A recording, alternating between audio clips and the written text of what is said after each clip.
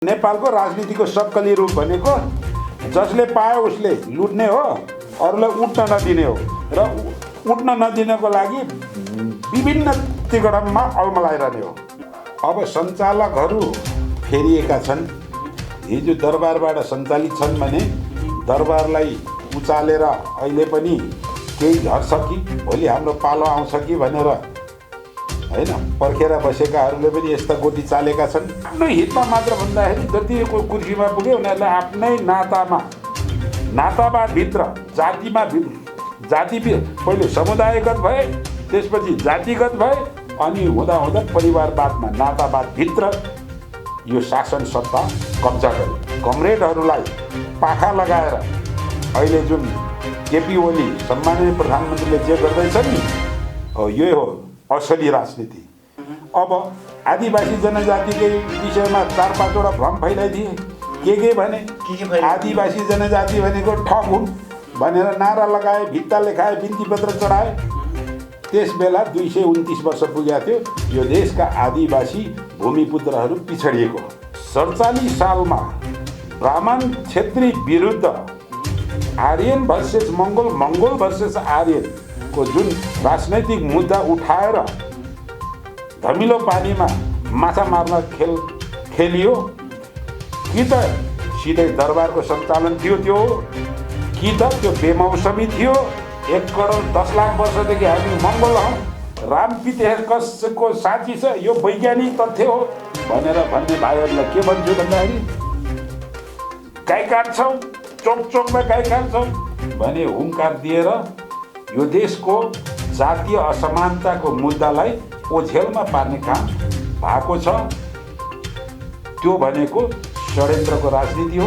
रुमलिरहेको मेरो समुदायलाई चाँडोभन्दा चाँडो सही ज्ञान चेतना लिएर अगाडि आउन म विनम्रताका साथ विनम्र अनुरोध गर्दछु।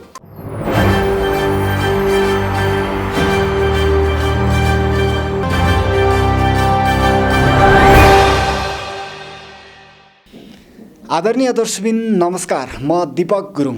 आज हामीसँग विशेष कुराकानीका लागि हुनुहुन्छ पूर्व गुप्तचर विभागका एसएसपी साथै अधिवक्ता क्युआङ हाङ राई हुनुहुन्छ र उहाँसँग विशेष गरेर पछिल्लो अवस्थामा चाहिँ सनातन हिन्दू धर्मावलम्बीहरूलाई चाहिँ आदिवासी जनजातिहरूले चाहिँ धम्कीपूर्ण भाषाहरू प्रयोग गरियो भन्ने खालका कुराहरू आइरहेका छन्। साँच्चीकै आदिवासी जनजातिहरूले चाहिँ सनातन हिन्दू धर्मावलम्बीहरूलाई चाहिँ धम्कीपूर्ण भाषा प्रयोग गरिएकै हो त? यो विषयमा हामी विशेष उहाँसँग सोध्नेछौँ भने यससँगै चाहिँ पछिल्लो अवस्थामा चाहिँ नेकपाको विवादले चाहिँ एउटा माहौल तताएको छ। यो विषयमा पनि विशेष कुराकानी गर्दछौँ। पक्कै पनि आजको हाम्रो गेस्ट पूर्व एसएसपी क्युआङ राईलाई चाहिँ म कार्यक्रममा स्वागत गर्न चाहन्छु। राई सर, यहाँलाई हार्दिक स्वागत छ। धन्यवाद। राई सर, म सिधै विषयवस्तुमा पनि प्रवेश गर्न चाहन्छु। अहिले चाहिँ पछिल्लो अवस्थामा हिन्दू सनातन धर्मावलम्बीहरूले चाहिँ मङ्गोल अर्गनाइजेसन लगायत जनजातिले चाहिँ धम्कीपूर्ण चाहिँ भाषाहरू प्रयोग गरियो फेसबुकमा भनेर भनिरहेका छन्।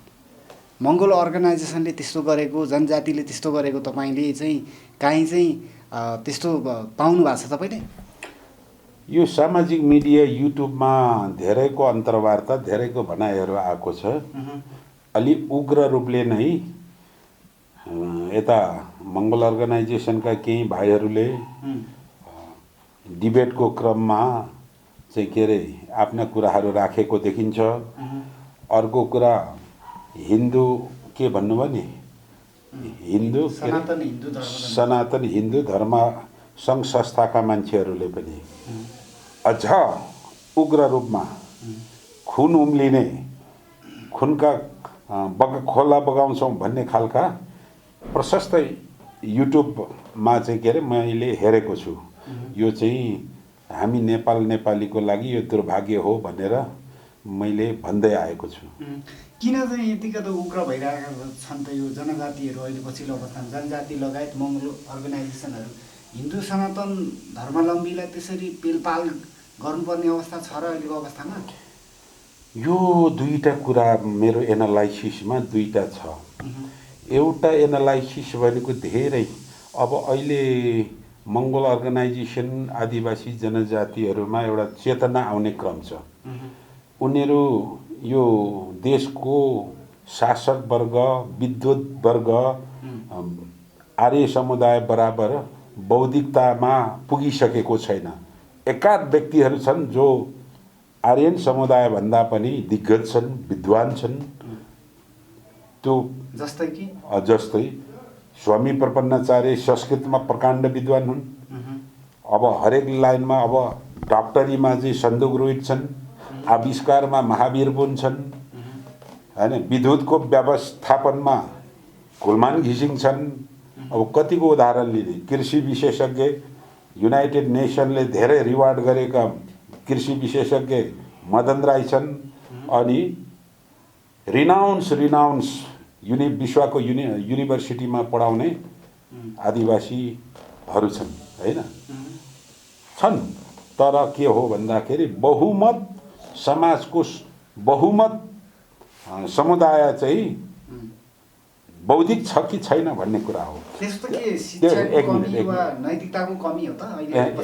एक मिनट भने बहुमत आदिवासी जनजाति अर्थात् मङ्गोल अर्थात् मूलवासीहरू बौद्धिक स्तरमाथि उठिसकेको छैन भन्ने मेरो आफ्नो निजी मूल्याङ्कन हो। त्यसो गर्दा यही कुरामा पनि उहाँहरूबाट मैले गाली खानुपर्ने अवस्था हुन्छ। भनेपछि एकातिर अचेतनको क्रममा हामी पिछडिनुको कारण चाहिँ ब्राह्मण क्षेत्री हो, हिन्दू धर्मावलम्बी हो, हिन्दूवाद हो र मनुस्मृतिको त्यो वर्णाश्रम मनुवाद हो भन्ने कुराको आरोप लगाएर हिन्दूवादको विरोधमा मनुवादको विरुद्धमा नारा लाउँदै गर्दाखेरि, आरोप लगाउँदै गर्दाखेरि उहाँहरूले ब्राह्मण क्षेत्री समुदायलाई चोट पर्ने खालका, आम ब्राह्मण क्षेत्री समुदायलाई, आर्य समुदायलाई चोट पर्ने खालका अभिव्यक्तिहरू पनि आइराखेका छन्। त्यो प्रथम त यो चेतनाको प्रथम प्रहारमा एक मिनट त्यो चेतनाको प्रथम प्रहारमा त्यो कुरा हुन सक्छ। त्यो कुरा विद्वत वर्गहरूले बुझिदिनु पर्यो, हैन। जब मान्छे पूर्ण चेतनामा आउँछ, हैन, राजनीतिका सबै कुराहरू बुझ्छन्, त्यसपछि कति कुरा सही हो कति कुरा गलत हो भन्ने कुरा बुझिन्छ। एक दोस्रो नम्बर, हिजोदेखि यो बहुजातीय, बहुधार्मिक, बहुसांस्कृतिक, हैन, देशमा, बहुभौगोलिक देशमा यो राज्य सत्तामा जो पुग्यो त्यसले एकल धार्मिक, एकल जाति, एकल भाषी, एकल नस्लीय राज्य सत्ता बनाउने प्रयास गर्दै आए। गर्दै आउँदाखेरि त्यो राजनीतिका साम दाम दण्ड भेटमा, हैन, कूटनीति घुसाएका छन्, धूर्तता घुसाएका छन्। कसरी एउटा समुदायलाई सधैँ, हैन, लटपटाइरहने, अचेतनमा राखिरहने, रुमलिरहने र आफू चाहिँ अगाडि बढिरहने भन्ने खालको एकतिर, अर्कोतिर एक जातिबाट अर्को जातिलाई वितृष्ण पैदा गरिसकेपछि, हैन, त्यहाँनिर सहअस्तित्वको अवस्था रहँदैन। सहअस्तित्वको अवस्था नरहँदाखेरि शासक जातिले आफ्नो शासन सत्ता लम्बाइ रहन पाउँछ र उठ्न नसकेको जनसमुदायलाई तल नै थिचिरहने खालका यस्ता षड्यन्त्रहरू हुने गर्छन्, है। जस्तो तपाईँलाई मैले पटक पटक भन्छु, यहाँ विभिन्न आफ्नै समुदाय बीच र पनि त्यो घटना घटेको छ। एक वर्गपछि अर्को वर्गको बीचमा घटेको छ। अब राणाकालदेखिको कुरा लिउँ, घोदवर्गको कुरा लिउँ, एउटा समुदायलाई हात लिएर जङ्गबहादुरले अर्को समुदायलाई कत्लेआम हत्या गरेर राज्य सत्ता हासिल गरेका हुन्, हैन। त्यस भीमसेन थापा जस्तो, हैन, राष्ट्रवादी नेपालीको लागि गर्ने मान्छेले जेलमा आत्महत्या गर्नु पर्यो, हैन।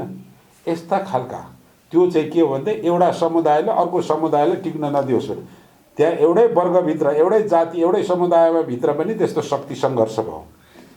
एक मिनट, अहिले तत्काल हिजो आजको कुरा मात्र लिउँ त, एउटै पार्टीका नेताहरू आफ्नो पार्टीकोलाई आफ्नै गरेको गल्तीलाई ढाकछोप गर्ने, आफू सत्ताबाट ननिस्किनेको लागि वर्तमान सम्माननीय प्रधानमन्त्रीले हिजो शेरबहादुर देउवाले पुकार गर्यो र साथ दिनुहोस्, एमसिसी पास गरौँ है, तपाईँहरूलाई आधा हामीलाई आधा है, र कुनै हालतमा पनि आफ्नै पार्टीका प्रचण्ड, माधव नेपाल, झलनाथ खनाल लगायतको पङ्क्तिमा रहेका तमाम हिजोका उत्पीडित, दलित, शोषित, पीडित जनताको पक्षमा आजीवन राजनीति गरेका कमरेडहरूलाई पाखा लगाउँदै काङ्ग्रेससँग साटगाट गर्न पुगेको छ। त्यो त देख्नु भएको छ नि। यो छ, यो बिचमा यस्तो क्रममा एक जाति बीच अर्को जातिमा मेलमिलाप नहोस्। खास गरेर नेपालको जनसङ्ख्यालाई तपाईँ हेर्नुहुन्छ, कम्पोनेन्टलाई हेर्नुहुन्छ भने एउटा आर्यन समुदाय र एउटा आदिवासी समुदाय, जसलाई वर्णको हिसाबले होइन मङ्गोल समुदाय, मङ्गोलोइड समुदाय भनिन्छ होइन। भने छट्ट मेन ठुलो फ्र्याक्सन त यो हो। अब आदिवासी जनजाति अर्थात् मङ्गोल मूलवासी भित्रको समुदायमा हेर्दाखेरि होइन, किराँत वर्ग, किराँतभित्र पनि राई, लिम्बू, सुनवार, याखा, त्यसरी नै गुरुङ, मगर होइन, गुरुङ मगरभित्र पनि विभिन्न समुदाय छन् होइन। घलेभित्र 12 घले 4 घले के छ होइन। अब तामाङ समुदायमा यस्तोमा यो समुदाय बिचमा एक हुन नदिने होइन, र अनि राज्य सत्तामा निरन्तर सञ्चालन रहने जस्तै एक किसिमको भित्र के भन्छ सकुनी चाल चल्ने समूह हिजोदेखि रहिआएको छ र त्यसैले आज पनि काम गरिराखेको छ। र त्यसैले परिचालन गरेका केही होइन मङ्गल अर्गनाइजेसनमा होला होइन, त्यो कुरा झल्किन्छ।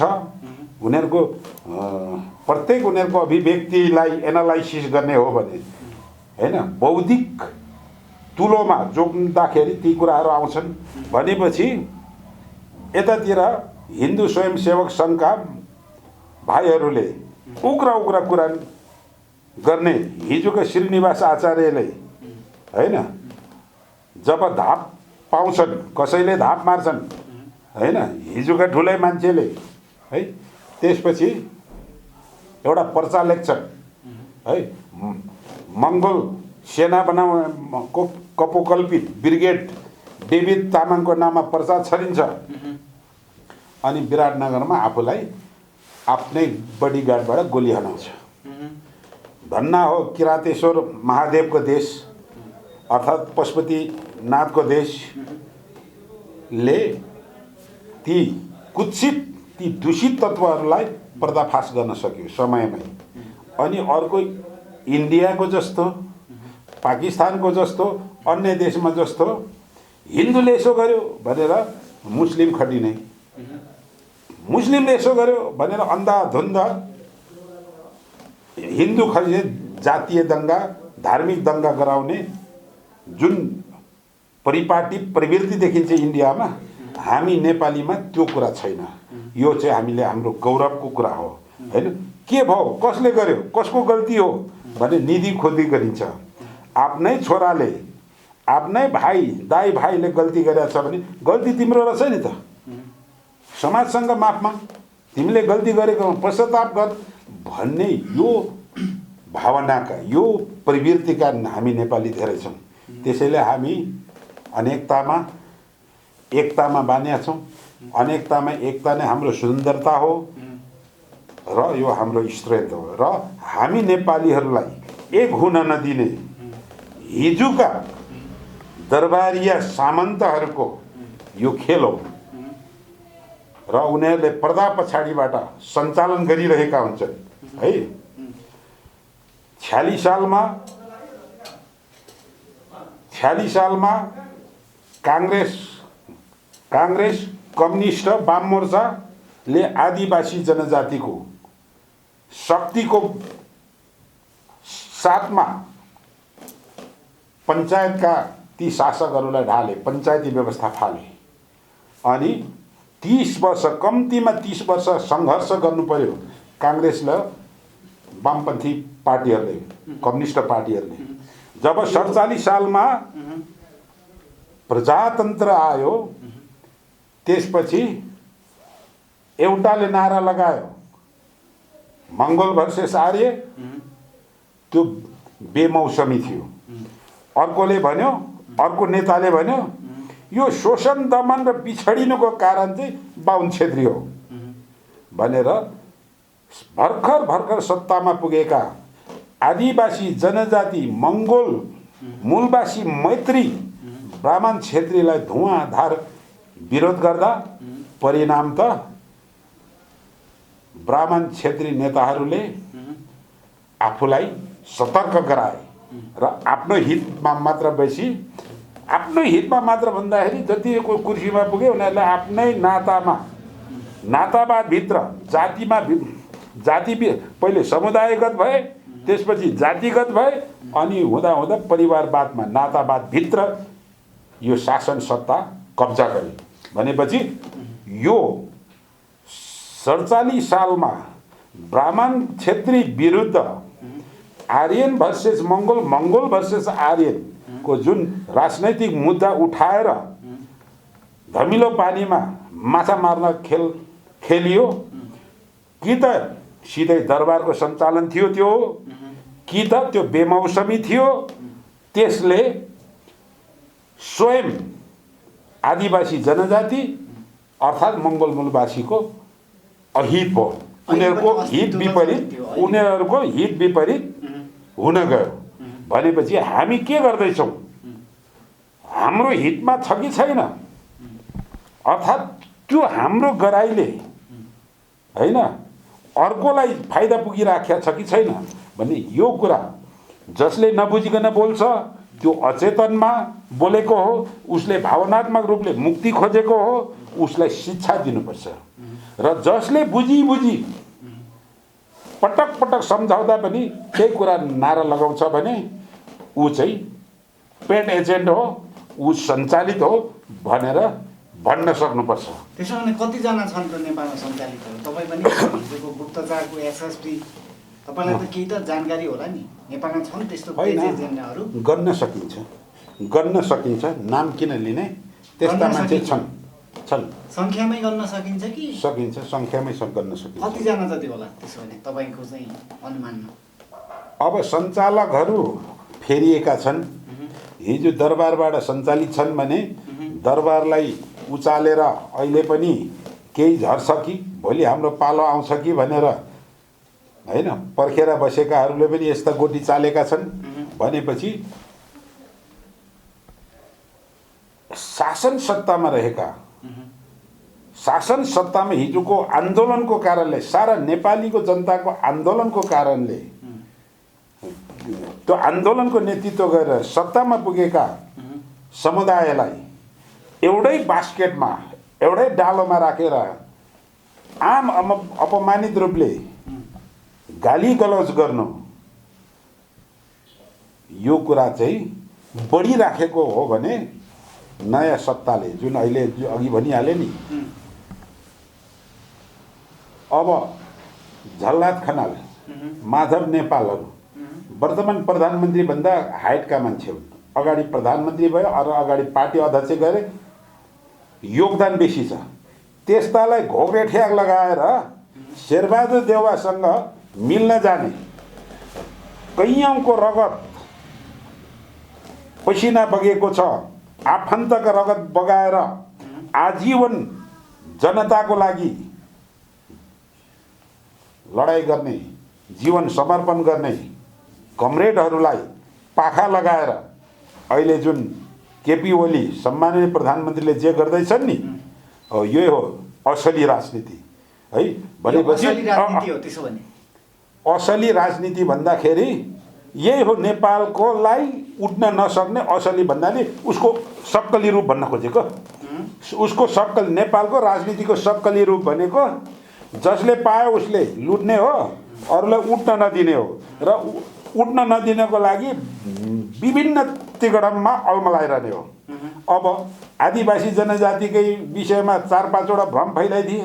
के भने आदिवासी जनजाति भनेको ठग हुन्, भनेर नारा लगाए, भित्ता लेखाए, बिन्ती पत्र चढाए। त्यस बेला 229 वर्ष पुगेको थियो।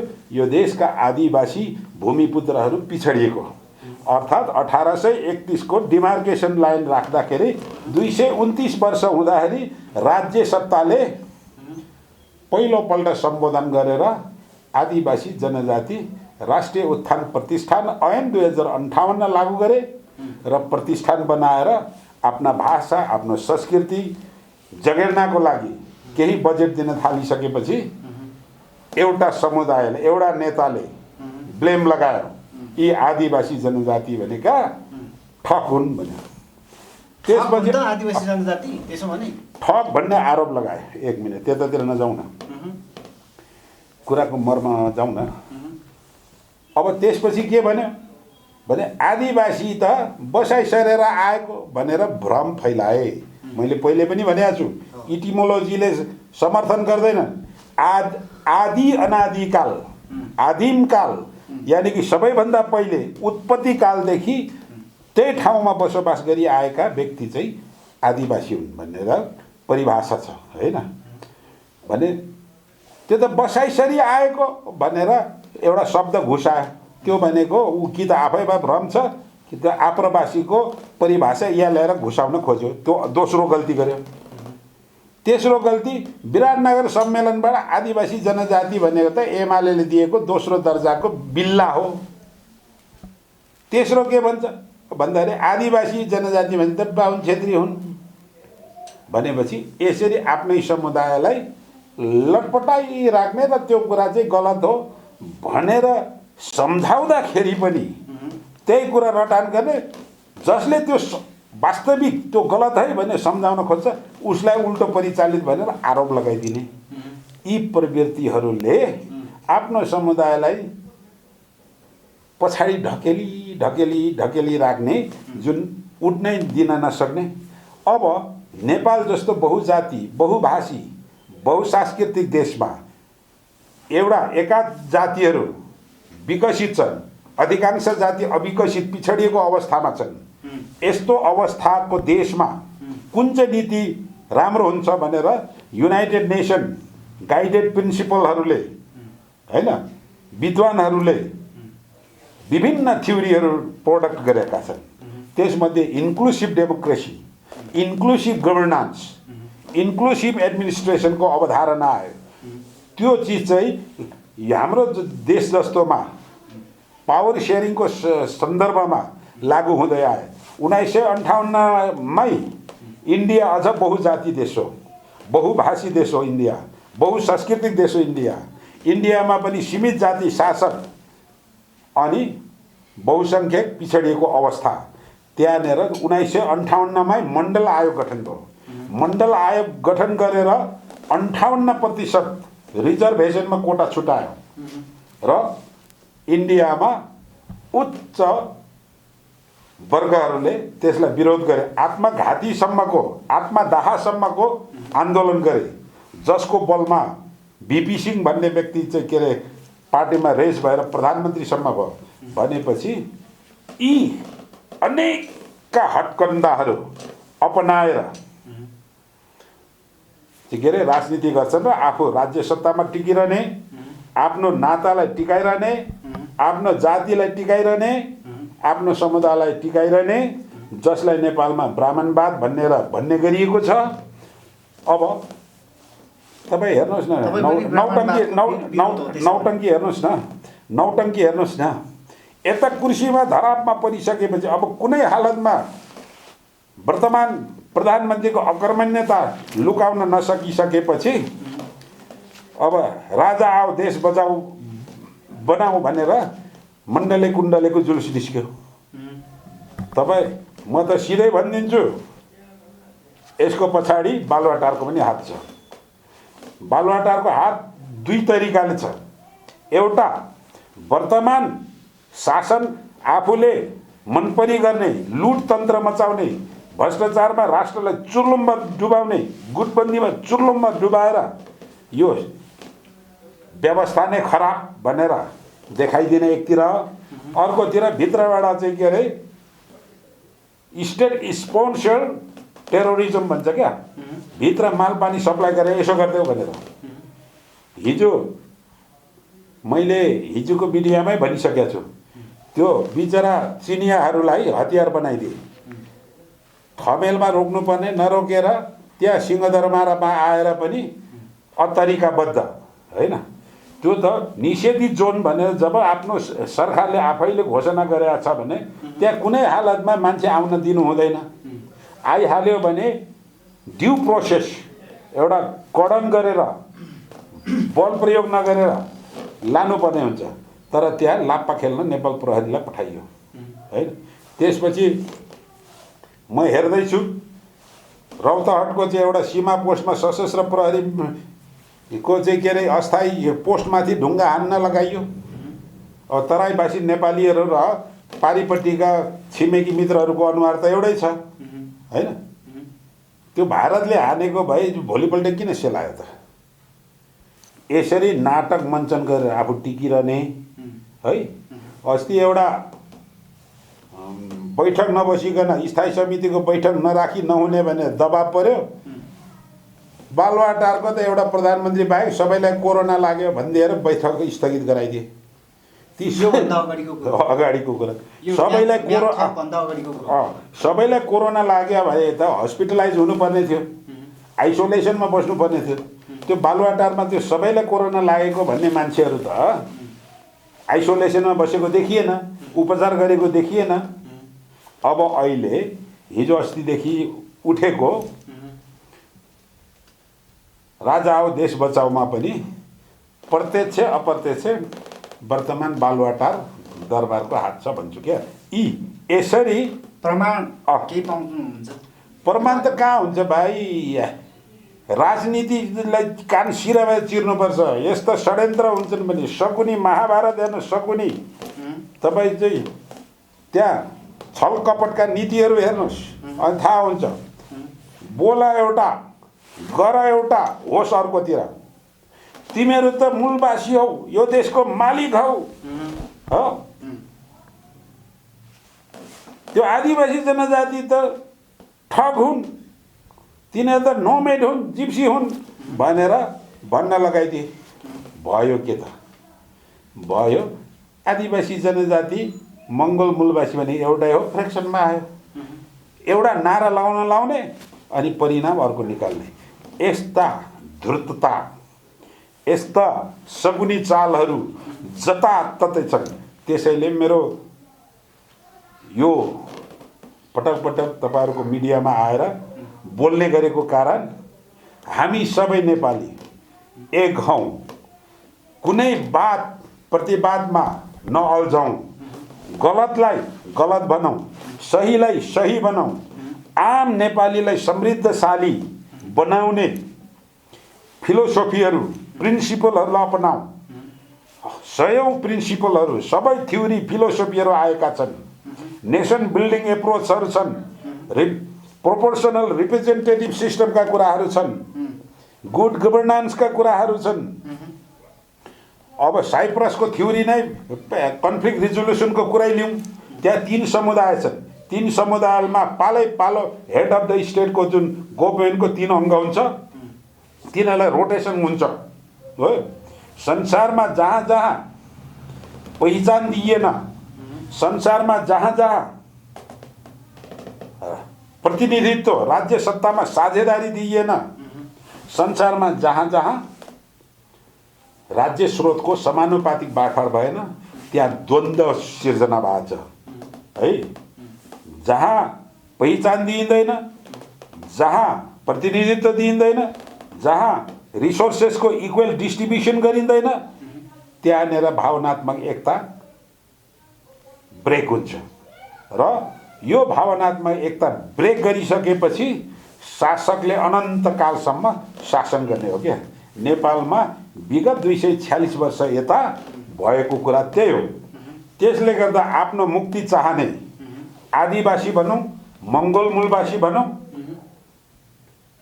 उनीहरूले पहिलो कुरा सह अस्तित्व कदर गर्दै आफ्ना जायज मागहरूलाई अगाडि बढाउनुपर्छ हो।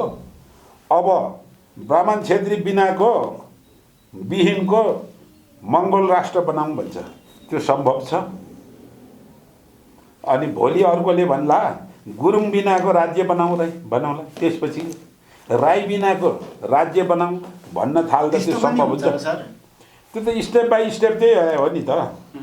पहिलो कुरा त मानवाधिकार, कुनै पनि समुदायलाई होइन लखेट्ने भन्ने कुरा आउँदैन होइन, हत्या हिंसा मचाउनु हुँदैन। दोस्रो कुरा सकिँदैन त्यो भनेको दमन निम्ताउने हो। यो द्वन्द्वमा को हार्छ? यो भाइलेन्ट द्वन्द्वमा लडाइँमा को हार्छ भन्नुहोस् त? कमजोर हार्छ, असङ्गठित हार्छ, अचेतनवाला हार्छ। किनकि त्यो समुदायका 2-4 जना बाठा हुन्छन्, उनीहरू जोगिन्छन् अनि सर्वसाधारण मारिन्छ।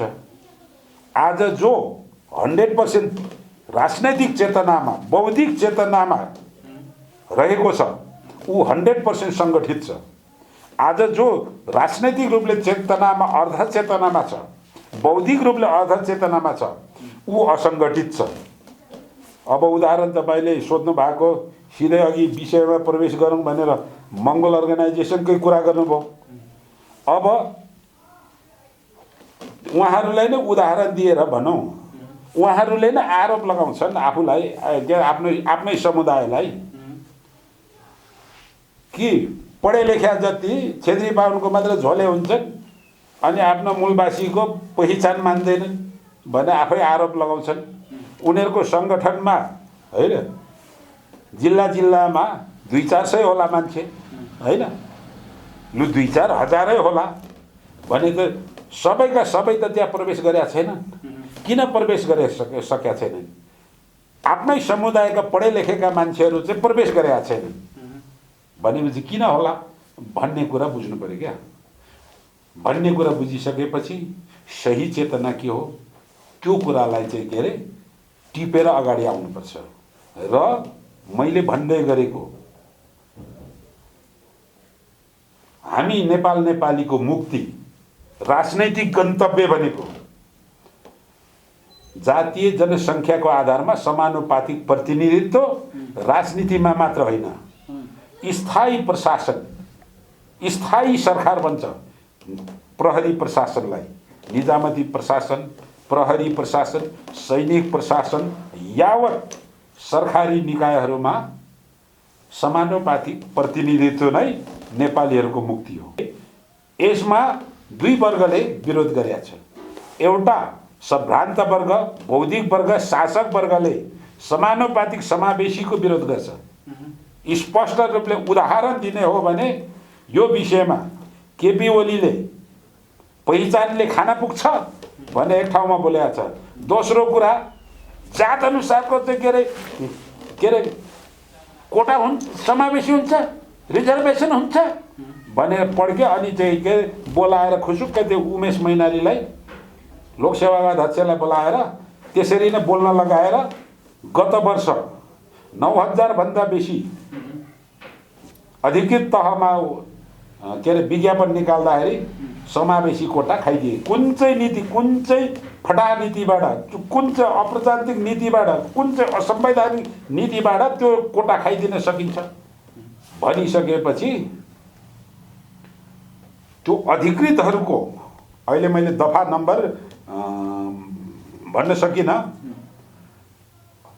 सुब्बा खरिदार लेभलसम्मको विज्ञापन भनेको अञ्चल र क्षेत्रीय कार्यालयहरूले हेर्छ भनेपछि अधिकृत लेभलका विज्ञापन भनेको राष्ट्रभरिको खाली दरबन्दीलाई एउटा बास्केटमा राखेर 100% राखेर त्यसको 55% खुल्लामा र 45% आरक्षणमा राख्ने हो। र 45% आरक्षणलाई सही मानेर त्यसको 33% महिलालाई, त्यसको 28% आदिवासी जनजातिलाई, त्यसको 22% मधेसीलाई, त्यसको 9% दलितलाई, त्यसको 5% अपाङ्गताको समुदायलाई र 4% पिछडिएका समुदायलाई थियो। भनेपछि के गर्यो त? भन्दा त्यो राष्ट्रिय बास्केटमा नराखेर युनिटलाई चाहिँ के अरे राखेर युनिटमा राखेर त्यो चाहिँ सबै खुलातिर हालिदिएर त्यो संवैधानिक समावेशी नीतिको अपव्याख्या गरेर अपचलन गरेर यो नेपालीप्रतिको गद्दारी गरेर एकल जातीय एकल नस्लीय समुदायलाई हिजो गत वर्ष केपी ओली र उमेश मैनालीले कायम गरे भनेपछि यो प्रवृत्ति सत्तामा बसेको प्रवृत्तिले समानुपातिक समावेशीको नीतिको बर्खिलाफमा संविधानको बर्खिलाफमा काम गरिराखेको छ भने यो समावेशी नीतिलाई कोटा सिस्टम हन्डी सिस्टम भन्दै खारिज गर भनेर मङ्गोल अर्गनाइजेसनलाई 2064 सालबाट परिचालन गरियो। जुन व्यक्ति पिछडिएका छन्, जुन समुदाय राष्ट्रिय मूलधारमा आएका छैनन्, उनीहरूकै लागि inclusive governance, inclusive democracy, inclusive गभर्नमेन्टको चाहिँ पोलिसी अन्तर्गत लागू गरिएको जातीय असमानतालाई समानतामा बदल्ने नीति हाम्रै समुदायले विरोध गर्यो। अब पहिचानको आधारमा राज्य युरोपका सबै देश नेसन स्टेट हो अथवा नेसन स्टेट भने जाति राज्य अथवा जातिको पहिचानमा हो। अमेरिकाको 50 वटा राज्यमा 2/3 भन्दा बेसी राज्यहरू स्टेटहरू पहिचानका आधारमा छन्। इन्डियाको पनि त्यस्तै छ भने नेपालमा पहिचानको आधारमा देश टुक्रिन्छ भन्ने कुरा लगाए हैन। भनेपछि एकल जातीय भाषामा नामाकरण गरेर बहुजातिलाई मास्ने काम गरियो। कहाँबाट? सत्ताधारीबाट। अनि आफ्नो मुक्तिको खोज्ने तिनै नेताले जातीय पहिचानको आधारमा राज्य हुँदैन, खोला नालाको नाममा हुनु पर्यो भनेर बनियो। अनि के भयो त? पहिचानको विरुद्धमा त आफ्नै समुदाय, आफूलाई पहिचान चाहिएको बेला आफ्नै विरुद्धमा राजनीति गरियो।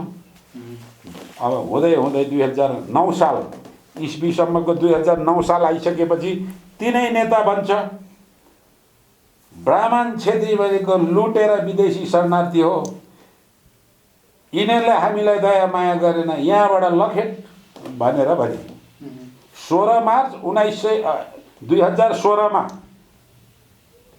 अन्तिम समयमा हैन आफ्ना समुदायलाई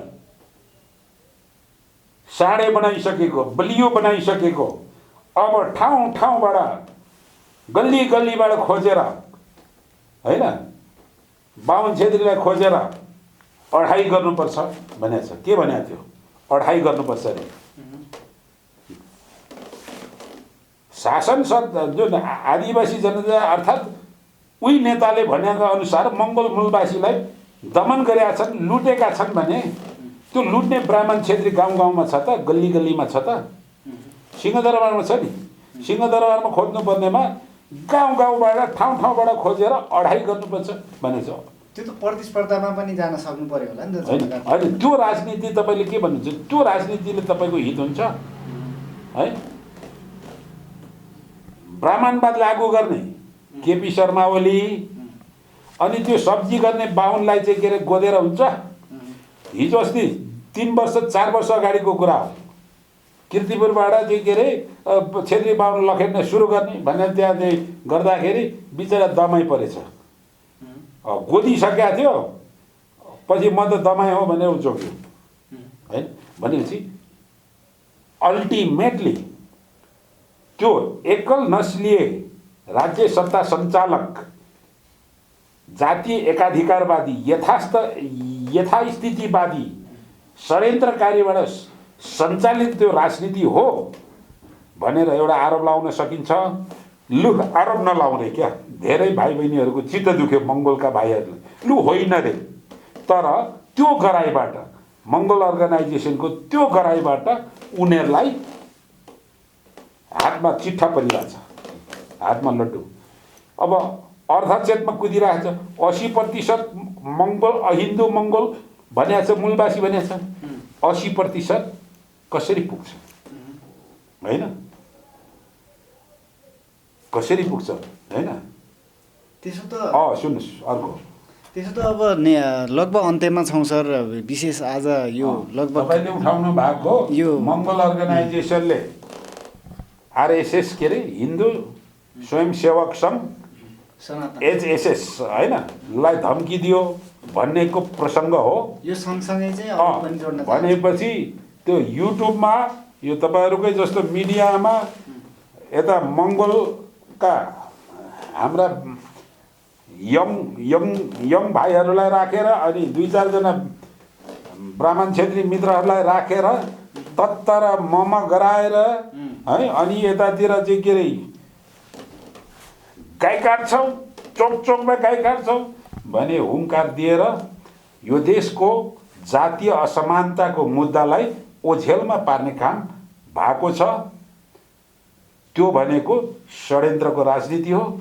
षड्यन्त्रको राजनीतिबाट यी समस्त आफूलाई मङ्गोल मूलवासी भन्ने मङ्गोल अर्गनाइजेसनका भाइहरूलाई आफ्नो राजनीतिलाई समीक्षा गरेर कुन चाहिँ सही हो कुन चाहिँ गलत हो त्यो कुरा चाहिँ छुटाउन म अनुरोध गर्दछु। जाँदै मङ्गोल भने 1 करोड 10 लाख वर्षदेखि हामी मङ्गोल हौँ, रामपितेको साँची छ, यो वैज्ञानिक तथ्य हो भनेर भन्ने भाइहरूलाई के भन्छु भन्दाखेरि 1932 भारतको त्यो शिवालेख लेखतिर पहिलो नम्बरमा अस्थिपञ्जर भेटियो। त्यसलाई 1960 को येला युनिभर्सिटीको एउटा एन्थ्रोपोलोजिस्टले त्यसलाई स्टडी गरिसकेपछि यो चाहिँ प्राचीन मानव हैन बाट मानवतिर चाहिँ विकसित भइरहेको आधुनिक मान्छेहरूको पुर्खा हो भनेको छ, त्यो मङ्गोल होइन।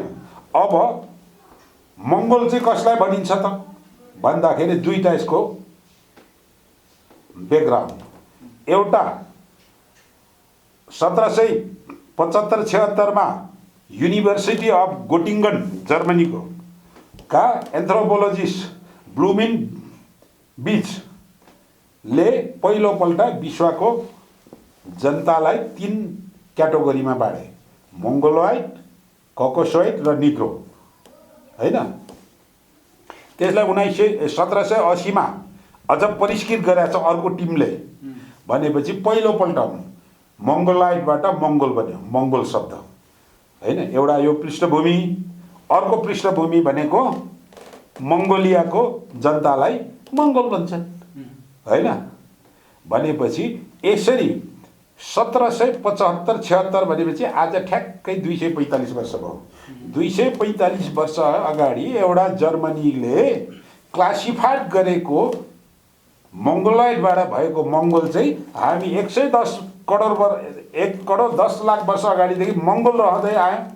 हामी जात जाति मान्दैनौँ हैन, हामी मङ्गोल मात्रै हौँ भनेर जात जाति मास्नु भनेको उसको भाषा संस्कृति मास्नु हो। त्यो भाषा संस्कृति मासिसकेपछि त्यो जाति मासिसकेपछि के बाँकी रहन्छ त भन्दाखेरि भाषाविहीन संस्कृतिविहीन समुदाय रहन्छ। त्यसले के भाषा बोल्छ त भन्दाखेरि राज्यको माध्यम भाषा बोल्छ। त्यसले के धर्म संस्कृति मान्छ भन्दाखेरि राज्यको धर्म मान्छ, अर्थात् विकसित धर्महरू मान्छन्। भनेपछि यसरी आफ्ना जाति, आफ्ना भाषा, आफ्ना संस्कृतिलाई मासेर मास्न खोज्ने यो नीति हो। त्यो कुरा मङ्गोल भाइ बहिनीहरूले हामी जात जाति मान्दैनौँ भन्ने कुरा हो हैन। अनि बाबा राई मेरो जात हो, मेरो भाषा छ, मेरो संस्कृति छ, अनि उनीहरू नै भन्छन् यो चाहिँ यो राई जाति भनेको बाहुनले दिएको अरे। बाहुनले दिएको भने मेरो भाषा चाहिँ कहाँबाट आयो त? मेरो पारुहाङ सुम्नीमा 3 चुला मान्ने मेरो संस्कृति चाहिँ त्यो चाहिँ कसले दियो त? जुन चाहिँ के अरे हिजोकोदेखि आजको सम्मको ब्राह्मण मित्रलाई त मेरो चुलाभित्रको कुरा त मैले पुछ्ने माग त चाहिँ के अरे उसलाई त चाहिँ के थाहा छैन।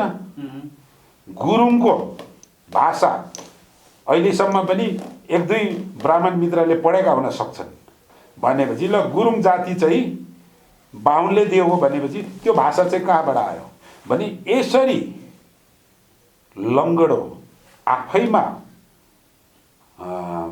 के भन्छ मूर्खतापूर्ण तर्क अब मङ्गोल भाइ बहिनीहरूले गर्नु भएन, मूलवासी भाइ बहिनीहरूले भन्नु भएन। मूलवासी भन्नु मैले परिभाषा गरिदिएको छु, इटिमोलोजीमा छैन, अर्थात् शब्दको उत्पत्ति र विकासको क्रममा मूलवासी भन्ने शब्द आजसम्म डिक्सनरी शब्दकोशमा छैन। नेपालका मङ्गोल वर्णका समुदायले 99.99 भन्नुपर्छ, 0.001% जुन समुदाय आफूलाई मूलवासी भन्छन् उनीहरूले मात्र मूलवासी हो, आदिवासीको विरोध गरिराखेको छ। यो गलत छ हैन। भनेपछि त्यसलाई सुधार्दै ठिकै छ त, मूलवासी भन्न रुचाउँछौ भने मूल भनेको उत्पत्ति, वासी हो भन्ने बासिन्दाको वासी गरेर प्रकृति प्रत्यय समास बनाएर मूलवासी भनौँ। त्यसको अर्थ खोज्दाखेरि आदिवासी रहेछ भनेपछि आदिवासीको विरोध नगर। जनजाति त अझ पिछडिएको समुदाय हो। ILO 169 ले आदिवासी र जनजातिको छुट्टा छुट्टै परिभाषा गरेको छ। नेपालको कानुनले मात्र एउटा स्ल्यासले छुटाएर आदिवासी स्ल्यास जनजाति भनेर 59 जातिलाई, जसको लिखित अलिखित इतिहास छ, जसको भाषा संस्कृति छ, उनीहरूलाई चाहिँ आदिवासी जनजाति भनिन्छ। भनिसकेपछि त्यहाँनिर 59 जातिलाई क्लासिफाइड गर्दाखेरि केही आदिवासी केही जनजाति छन्। जस्तो त्यहाँ कुसुन्डा छ, चेपाङ छ, राउटे छन् हैन, जो चाहिँ जनजातिकी अवस्थामा छन् हैन। लिखित इतिहास अलिखित इतिहास छँदैछ भनेपछि भाषा, परिष्कृत भाषा संस्कृतिलाई अझ एडभान्समा आइसकेका समुदाय चाहिँ आदिवासी हो भने यी कुराहरूलाई बुझ्नै नदिएर एउटा नेताले लेखिदिएको पर्चाभन्दा बाहिर जाँदै नजानु, उसले भनेको कुरा बाहेक अरूलाई मान्दै नमान्नु, ऊ चाहिँ PhD विद्वान रे, बाँकी अल आर एजुकेटेड फुल्स, उनीहरूको कुरा नसुन्नु भन्ने जो राजनीतिक गाइडलाइन 2047 सालदेखि आज 77 सालमा आइपुग्दा कति वर्ष भयो? 47, 57, 67, 77 भनेपछि 40 वर्ष भयो होइन कि 30 वर्ष भयो? 47, 10, 57, 10, 67, 20, 77, 30 वर्ष भयो। 30 वर्षसम्म गलत परिभाषा, गलत शब्द प्रयोग गरेर रुमलिरहेको मेरो समुदायलाई चाँडोभन्दा चाँडो सही ज्ञान चेतना लिएर अगाडि आउन म विनम्रताका साथ विनम्र अनुरोध गर्दछु। अरू के भन्नु छ? हस्, धेरै धेरै धन्यवाद यहाँलाई।